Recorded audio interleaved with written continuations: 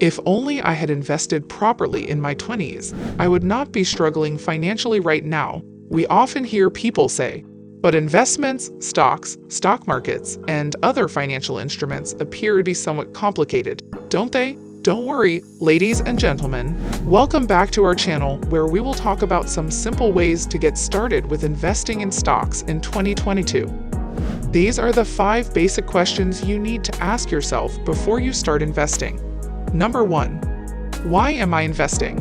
The first and most important thing you should do is figure out what you want to achieve. For example, to purchase a home or a car, to travel abroad, to save money for your child's education, and so on. If you have several objectives, it's best to prioritize them based on your needs. Number 2. Where do I stand at? When it comes to investing, you should be realistic about how much money you make and how much you can invest without jeopardizing your basic needs.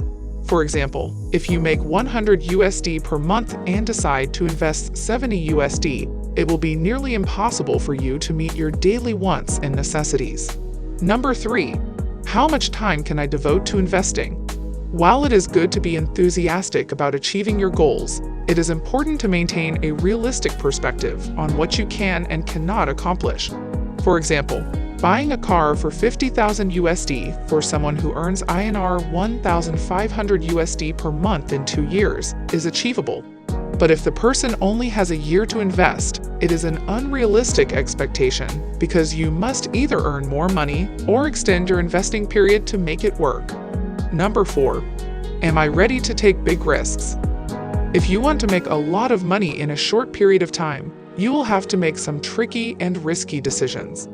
Calculating how much risk you can take is similar to drawing a line in the sand for your investments.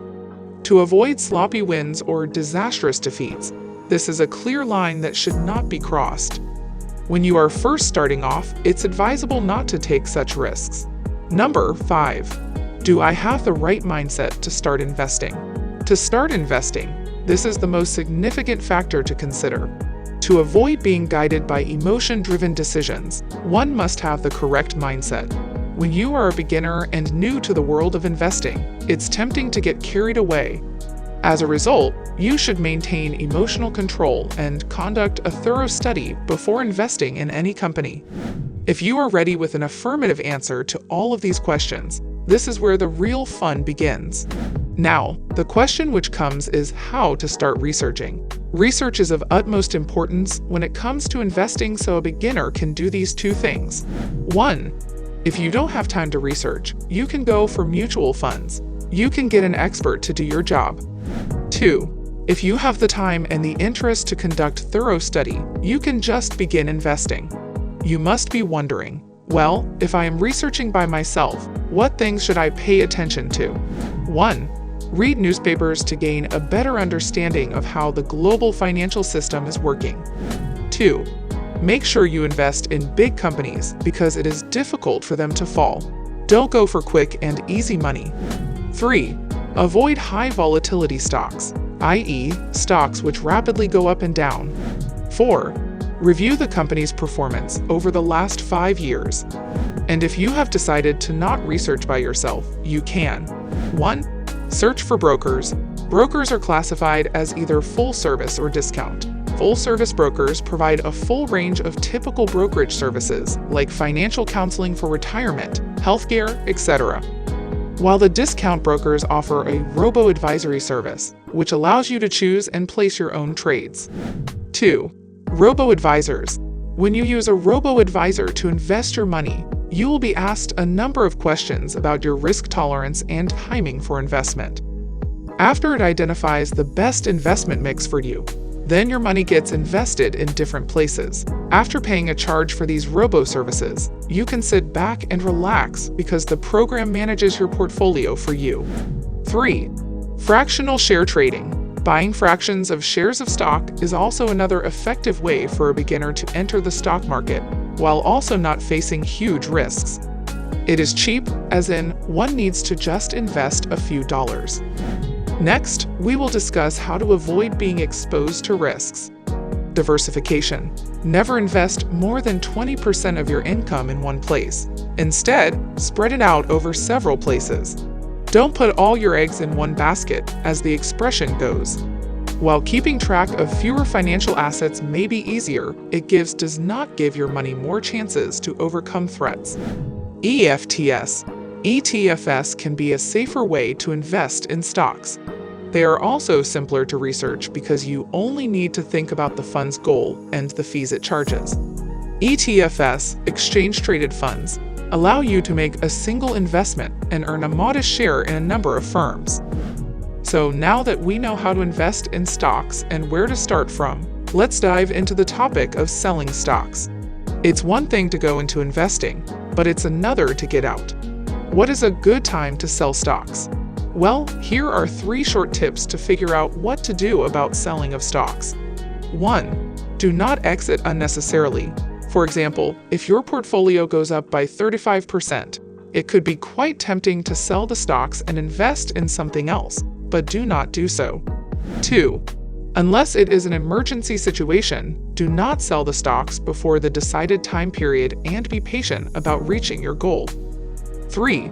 Only exit if the company fundamentally goes against its business plans or the sales face a massive dip. 4.